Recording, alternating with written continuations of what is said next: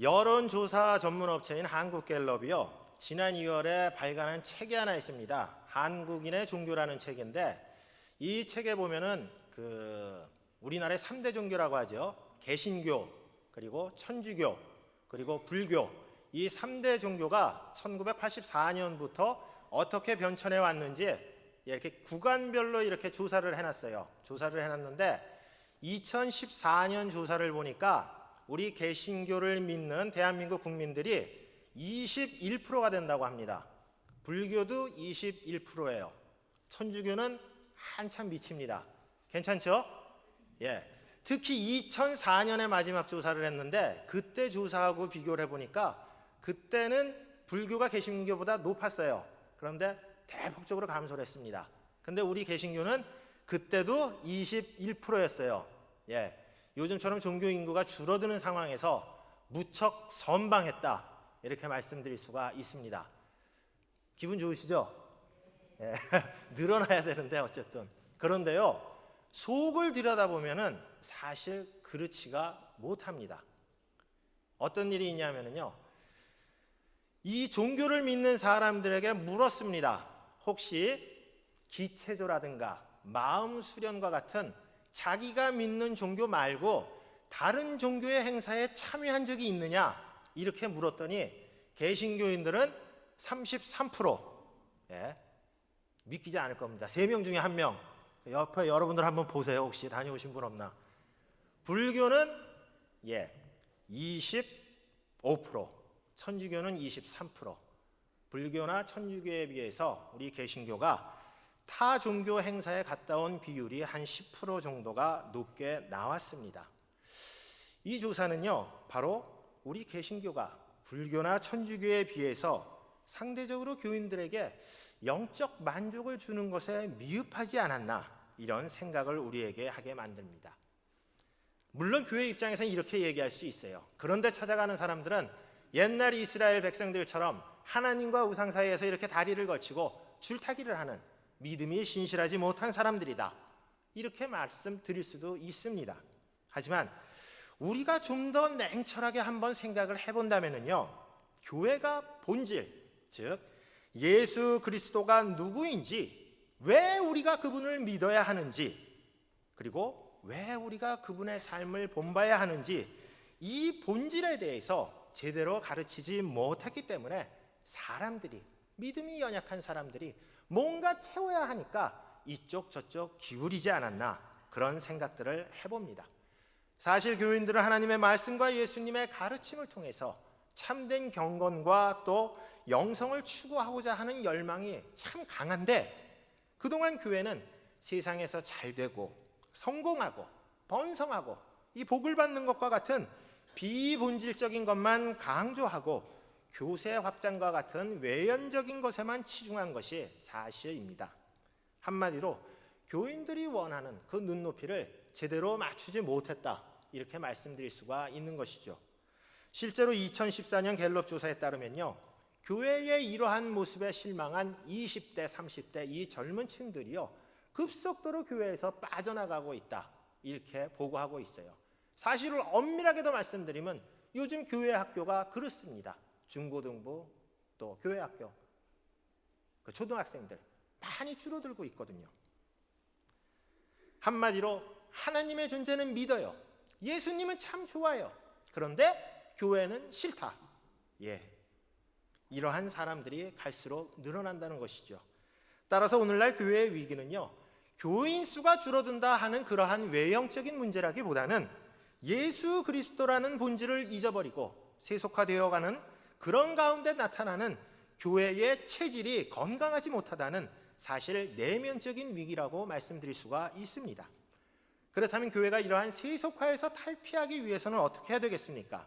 그것은 다름 아닌 교회가요, 이제는 예수 믿으면 복받고 교회 나오면 만사 형통한다, 이러한 기복적인 신앙을 추구하는 데에서 이제 좀 벗어나서 예수님이 왜 세상에 오셔서 십자가에 달려 돌아가셔야 했는지, 예수님의 십자가 죽음이 우리에게 어떠한 은혜와 어떠한 감격을 끼쳤는지, 그리고 예수님의 사랑을 받은 사람은 어떠한 마음가짐으로 자세로 세상을 살아나가야 하는지 바로 십자가 신앙을 뿌리내는 데 있다고 말씀드릴 수가 있습니다. 사랑하는 성도 여러분, 여러분은 무엇 때문에 예수님을 믿으십니까? 좀 더 직설적으로 말씀드려 볼까요? 왜 여러분들은 교회에 나오십니까? 아마도 오늘 이 자리에서 오후 예배를 드리는 우리 한영교회 성도들 정도라면 사도 베드로와 같은 고백들을 할 거예요. 주는 그리스도시요 살아계신 하나님이시기 때문에 내가 그분을 믿고 찬양하기 위해서 신앙생활을 합니다. 이렇게 말씀드릴 수 있겠죠.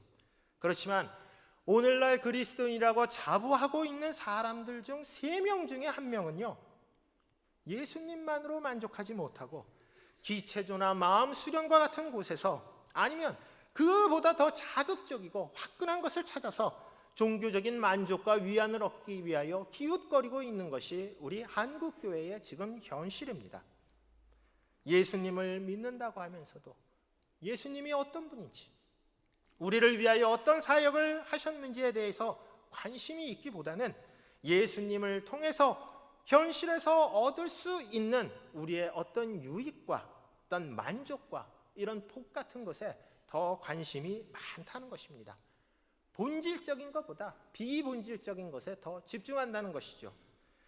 오늘 본문은요, 비록 2000년 전에 있었던 유대 땅에서 있었던 역사적인 사건이었지만 오늘날 현대를 살아가는 우리 그리스도인들에게 예수님은 누구이며 그리고 그분을 믿는 우리 그리스도인들은 무엇을 바라보고 살아가야 하는지 그 근원적인 이러한 질문에 대해서 가나라는 조그만 동네에서 있었던 혼인잔치의 위대한 표적을 통하여 우리에게 그 해답을 말씀하고 있습니다. 이스라엘 성지 순례를 다녀오신 분들은 아시겠지만 이스라엘은 예수님의 발자취를 느낄 수 있는 많은 유적들과 그리고 기념교회들이 있습니다. 저도 이번에 교회에서 또 우리 담임 목사님과 우리 장로님들이 배려를 해주셔갖고 아내와 함께 그 이스라엘 성지 순례를 다녀왔는데요, 많은 기념교회들을 방문을 했습니다. 저희 일행을 인도한 가이드 목사님이 이런 얘기를 하더라고요. 기념교회 하나하나를 이제 유래와 어디 거기에 얽힌 사연들을 설명을 하면서 정말로 기념할 만한 가치가 있는 그러한 교회들이 많이 있지만 이제 순례객들과 관광객들이 많이 몰리다 보니까요, 이게 의도적으로 뭔가 인공적인 이런 기념물들을 만들어 놓은, 그러니까 성경적으로 보면은 별로 그렇을까 하는 그러한 것들도 많다고 그러더라고요. 예를 들면은 예수 승천교회라는 곳을 이제 방문을 했는데 거기를 딱 들어가니까 조그마한 이렇게 웅덩이 같은 곳에 발자국 같은 이런 그게 있더라고요. 저게 뭘까 그랬더니 여기서 예수님이 이렇게 올라가셨대요. 점프해갖고 이렇게. 예. 그래서 정말 그럴까 하고 생각을 하고 있었는데 가이드 목사님이 이런 얘기를 하더라고요. 예수님께서 여기서 올라가셨는지는 딱 2분만 한대요. 하나님하고 예수님.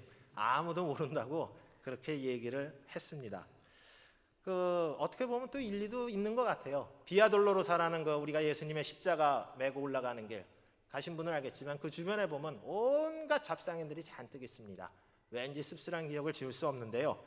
하지만 제가 가나의 혼인잔치 기념교회를 방문했을 때 거기는 남다른 그러한 감격과 은혜가 있었습니다. 왜냐하면요, 그곳은 예수님께서 처음 공생애를 시작하면서 첫 번째 표적을 보여주심으로써 예수님께서 내가 누구인지, 내가 이 세상에서 어떤 사역을 할 것인지 나타내신 그러한 곳이기 때문입니다.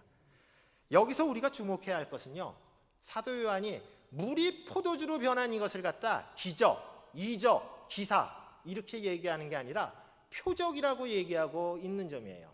이 표적이란 말은 헬라어로 세메이온이라고 하는데 이 말은 단순한 기적을 나타내는 의미가 아닙니다. 뭔가 특별한 일을 통해서 예수님께서 자신이 누구인지를 드러내신 일종의 상징과 같은 것이죠. 사도 요한은 요한복음 1장에서 마태나 마가 그리고 누가복음의 저자와는 전혀 다른 예수님의 정체성에 대해서 언급하고 있습니다. 요한복음 1장 14절 말씀을 보면 이렇죠. 말씀이 육신이 되어 우리 가운데 거하신다 이렇게 얘기하고 있어요. 하나님께서 인간의 몸으로 오신 성육신하신 존재가 바로 예수님이라는 얘기입니다.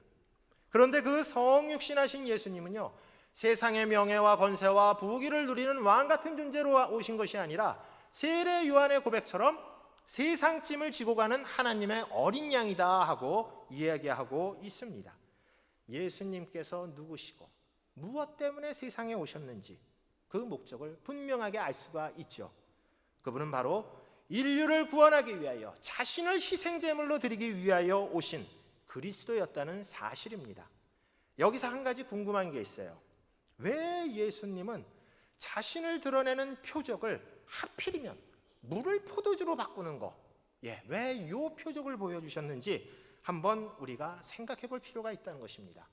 좀 더 놀랍고 좀 더 화끈한 것을 보여주셨으면 사람들이 저 사람이 우리가 기다리던 바로 그 메시아구나 분명히 알았을 거 아니에요. 그런데 어떻게 보면 물로 포도주로 바꾸는 거 조금 좀 밋밋한 것 같아요. 여기에는 이유가 있습니다. 그리스도인이라면 신앙생활을 하면서 한두 번 정도 믿음이 흔들린 경험들이 있을 것입니다. 나는 평생 한결같이 한 번도 흔들리지 않고 하나님을 믿었다. 자신 있게 말씀드릴 분은 아마 그렇게 많지는 않을 거예요. 누구나 그런 경험들은 있습니다. 예를 들면 우리의 삶이 뜻대로 풀리지 않고 어려운 일이 있거나 힘든 일이 생기면 내가 정말 간절하게 하나님께 기도하는데 기도 응답이 이루어지지 않거나 또는 지체되거나 이러면은 사실 왠지 좀 회의가 드는 그런 경험들 있을 것입니다. 이럴 때 예수님께서 우리의 기도에 좀 확실하게 응답을 하시든가 내가 가지고 있는 그런 산적한 어려운 문제들이 해결이 되거나 또는 정말 이루어질 수 없는 또 기대하지 않았던 그러한 일들이 기적처럼 이루어진다면은 우리의 믿음이 흔들릴 리는 없겠죠. 하지만 예수님은 우리의 필요나 바람을 들어줄 수 있는 능력은 갖고 계시지만 그럼에도 불구하고 그런 것들을 통해서 우리의 믿음을 세우려고 하지는 않으십니다. 그것은 왜냐면요, 우리로 하여금 잘못된 신앙, 예수님께서 이 땅에 오신 목적이 무엇인지 우리들이 오해할 수 있기 때문에 그렇습니다. 예수님께서 당시에 이스라엘 사람들이 생각했던 그런 메시아의 모습으로 나타나기를 원하셨더라면 예수님은 물로 포도주를 바꾸는 이적이 아니라 좀 더 멋있고 좀 더 스케일이 큰 그런 이적들을 보여주셨을 것입니다. 예를 들면 이런 거예요. 산 하나를 뽑아갖고 그냥 바다에 던져버리던가, 안 그러면 죽은 사람들 다 살려버리던가, 안 그러면 하늘에 있는 천군 천사 다 동원해갖고 로마 군인들을 싹 쓸어버렸더라면, 그렇다면 사람들이 어떤 생각을 했겠습니까? 이 사람이 메시아인가 보구나. 그런데도 예수님께서는 그러한 것들을 하지 않으시고요, 물을 포도주로 바꾸는 그러한 이적을, 어찌 보면 참 소박한 그러한 표적을 우리에게 보여주시면서 공생애를 시작하셨습니다. 여기에는 이유가 있습니다. 우리가 그 이유를 알기 위해서는요, 예수님의 사역의 시작과 마지막에 공통적으로 등장하는 것이 무엇인가 한번 생각해 볼 필요가 있을 것 같아요. 예수님의 첫 사역에 물이 포도주로 등장했죠. 마지막 사역엔 뭐가 등장했나요? 역시 포도주가 나와요. 여러분들 성금요일 예배 들으시면서 성찬식 하셨잖아요. 예수님이 십자가에 달려 돌아가시기 전날 밤, 6월절 전날 밤 무엇을 하셨습니까? 제자들과 함께 마지막 만찬을 하셨어요. 떡을 떼면서 뭐라고 그러셨습니까? 이것은 내 살이라고 그랬습니다. 잔을 들어 축사하시면서 뭐라고 그러셨나요? 이것은 내 피, 많은 사람들을 위하여 흘릴 나의 피라고, 언약의 피라고 말씀하셨습니다. 예수님의 사역은 포도주에서 시작해서 포도주로 마무리된 것이죠. 조금 감이 잡히신가요? 무슨 의미일까요? 바로 예수님께서 물을 포도주로 바꾸면서 공생애를 시작하신 것은 예수님의 사역이 바로 우리의 죄를 대속하기 위하여 십자가 위에서 희생제물이 되기 위하여 기꺼이 피 흘릴 것을 포도주를 통해서 상징적으로 보여주신 것입니다. 그렇기 때문에 예수님께서는 잔을 나누시면서 제자들에게 이런 말씀을 하셨죠. 내가 포도나무에서 난 것을 하나님 나라에서 새 것으로 마시는 날까지는 다시는 마시지 아니하리라. 이렇게 말씀하셨습니다. 예수님의 희생으로 이제는 다시는 피 흘리는 구약의 제사가 없고요. 그리고 주님 오시는 그날, 주님을 섬기는 백성들은 예수님과 함께 포도주를 나누면서 기쁨의 잔치에 참여할 수 있다는 것이죠. 인간은 그 누구도 죄와 죽음의 문제로부터 자유로울 수가 없습니다. 현대인들이 비록 교회라는 제도 종교의 틀에서는 벗어나고 싶어 하더라도요, 신의 존재를 믿고 나름대로 경건 생활을 하려는 이유도 바로 이 문제 때문에 그래요. 죽음의 문제 앞에서 정말로 강건하고 담대한 사람은 없거든요. 교회가 이러한 문제에 대하여 분명한 해결책을 제시해 주어야 하는데, 영적으로 갈급한 사람들에게 예수님을 우리의 죄를 대속하기 위하여 십자가에 흘리신 그리스도라고 선포하기보다는 세상의 성공을 보장하고 우리의 명예를 이루어주고 이러한 걸로 가르치니, 세상에서 추구하는 것과 다를 것 없는 그러한 교회의 모습들을 통해서 영적으로 갈급한 우리 모든 주님의 백성들은 공허한 심령을 채울 수 없는 것입니다. 그러다 보니까 교회를 떠나는 일들이 발생하는 것이죠. 하지만 아담의 죄성을 물려받은 우리가 어디에서 우리의 갈급한 심령을 채울 수가 있겠습니까? 예수님 외에 누가, 그 어떤 것이 우리에게 진정한 평안과 위로를 줄 수 있겠습니까? 우리는 그 어디에서도요, 영원한 생명과 참된 자유를 누릴 수가 없습니다. 물론 세상에서 누리는 부귀영화나 권세나 명예와 같은 것들이요, 우리의 체면을 세워주고 때로는 어깨를 으쓱하게 하고 또 가슴을 펴게 해주는 그런 일도 있습니다.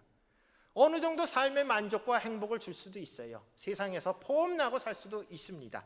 하지만요, 거기까지입니다. 인간의 근원적인 문제에 대한 해답은 결코 줄 수 없다는 것입니다. 죽음 앞에서 모든 것이 사라지기 때문에 아무 소용이 없다는 것입니다.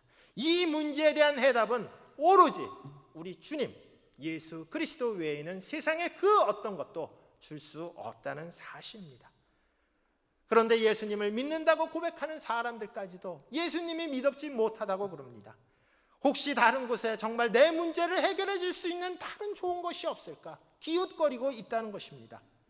정말 안타까운 일이 아닐 수 없습니다. 예수님은 믿음이 부족한 우리를 위하여 가나의 혼인잔치의 표적을 통하여 내가 바로 너희를 구원하고 영원한 생명을 줄 그리스도, 그렇게 분명하게 선포하신 것이죠. 그렇다면 예수님은 이 놀라운 표적을 왜 하필이면 혼인잔치에서 선포를 하셨을까요?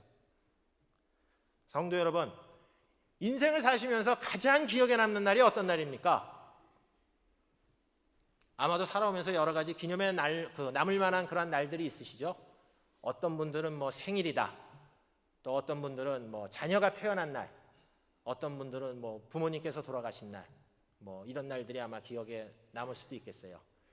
조금 젊은이들, 뭐 20대, 30대 청년들이라면은 대학에 합격한 날, 뭐 취직이 된 날, 이런 날들도 아마 기념할 만한 그런 날일 것입니다. 하지만 그래도 가장 기억에 남는 날을 하나 고르라고, 굳이 하나 고르라고 한다면요, 아마도 많은 분들이 지금 같이 살고 있는 배우자를 만난 날, 유식한 말로 결혼기념이라고 하죠. 이 날이 아마도 그래도 많이 떠오르실 것입니다. 특히 남편 여러분들 이 날 잊었다가는 어떻게 되나요? 물론 여기 연세 많이 드신 분들은 내가 살아온 날이 지금 몇 날인데 그런 거 신경 쓰냐 하고, 아이고 목사님 웃기네, 뭐 그렇게 생각하실 분이 있을지 모르겠지만, 아직도 많은 젊은 남편들에게 결혼기념일 이 날은 두렵고 떨리는 날입니다. 이 날을 잊었다가는요, 집에서의 삶이 아주 고달파지죠. 물론 여기 서 있는 저도 마찬가지입니다. 그만큼 우리 인간에게 있어서 이 결혼한 날, 이 날은 가장 중요하고 잊을 수 없는 그러한 날입니다. 이스라엘 사람들에게도 이 결혼식은 특별한 의미가 있었어요.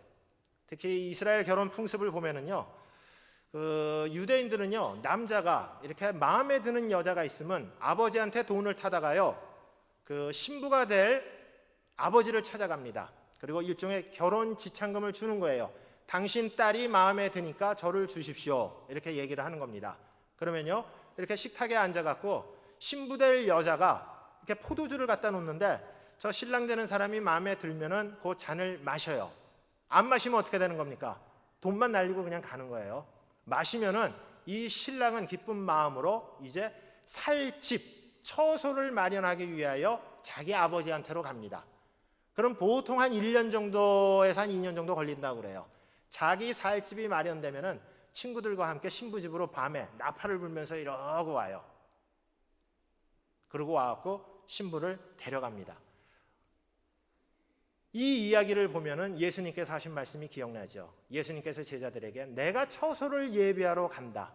그리고 예수님께서 다시 오신 날 어떻게 오신다고 그랬나요? 호령과 나팔소리와 함께 이렇게 오신다고 했죠. 그리고 모든 신랑 그 친구들과 친지들과 아는 사람들을 다 초대해서 일주일 동안 잔치를 베풉니다. 일종의 천국잔치라고 말씀드릴 수 있죠. 가나의 혼인잔치는 바로 이러한 배경에서 등장한 이야기입니다.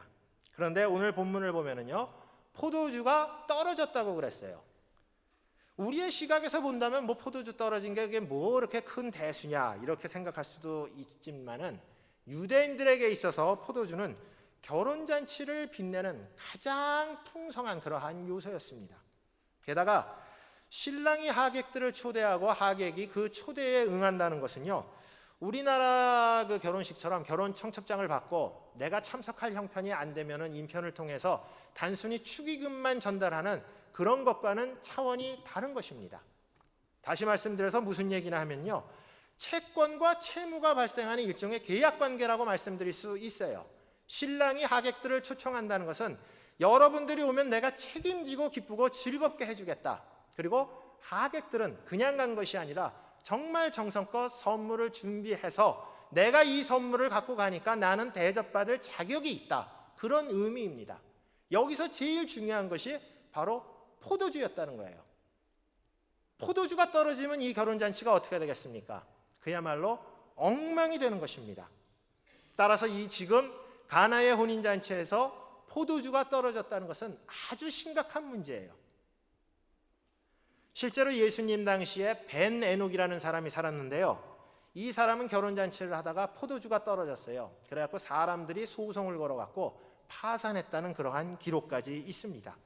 그만큼 포도주는요, 잔치에 있어도 그만 없어도 그만인 사이드 메뉴가 아니고요, 결혼잔치의 본질이자 주인공인 바로 메인 메뉴라고 말씀드릴 수가 있습니다.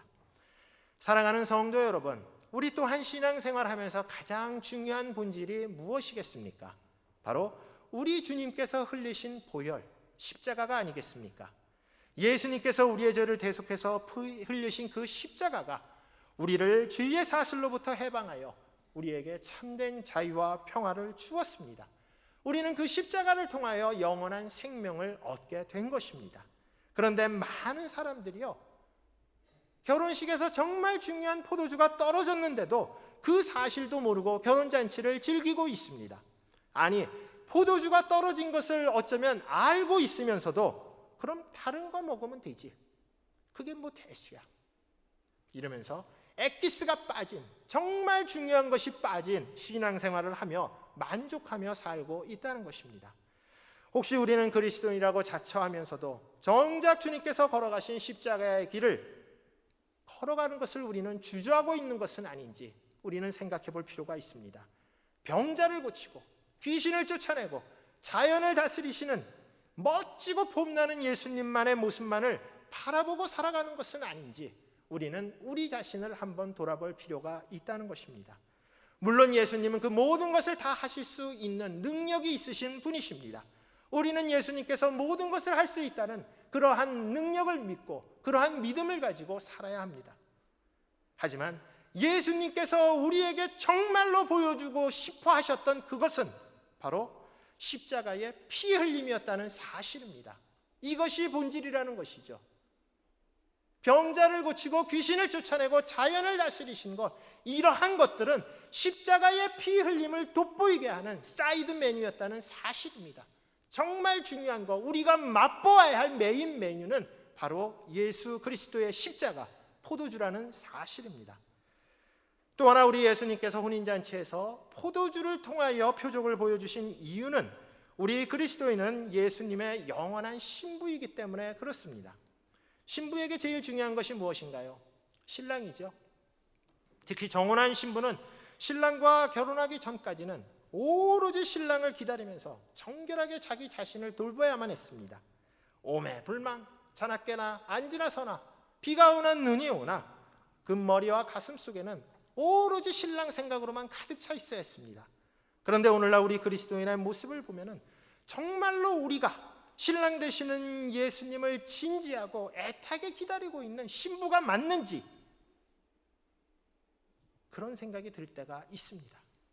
신부가 돼서 신랑이 오든 말든 관심이 없다면 오히려 신랑이 좀 천천히 왔으면 좋겠다, 아니 안 왔으면 좋겠다, 이렇게 생각한다면 우리가 과연 그리스도인의 신부라고 말씀드릴 수 있겠습니까? 우리 주님은 지금 하늘나라에서 신부되는 우리를 맞이할 처소를 준비하고 계십니다. 처소를 예비하신 주님은 반드시 다시 오실 것입니다.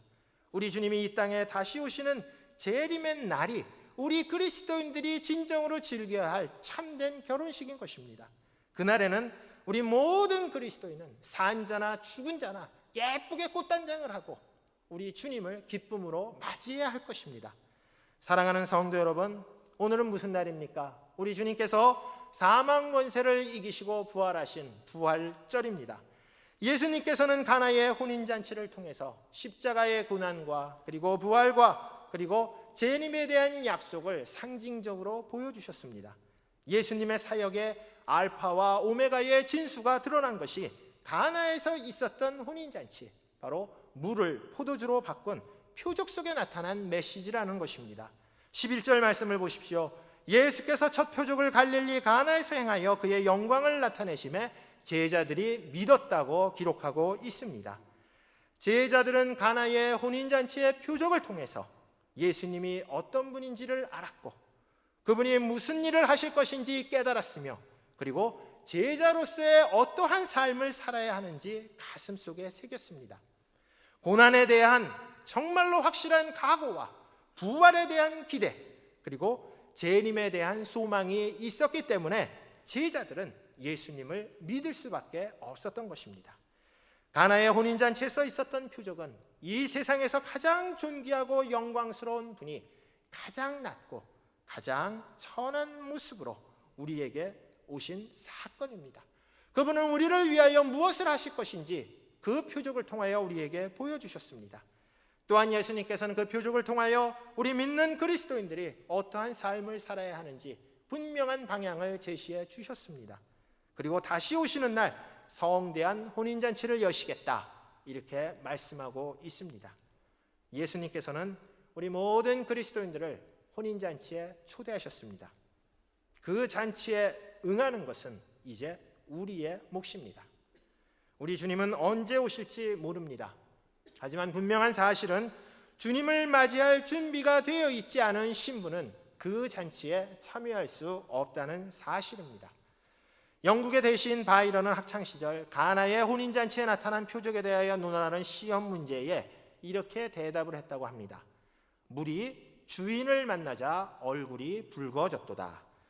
우리 성도 여러분 모두가 물 같은 그러한 인생이 아니라 포도주 같은 인생, 다시 말씀드려서 주님의 십자가를 기억하고 부활을 기뻐하며 재림을 사모하면서 혼인잔치의 주인공이신 우리 주님과 함께 오늘도 세상을 힘차게 이기며 당당하게 살아가시기를 우리 주님의 이름으로 축원합니다.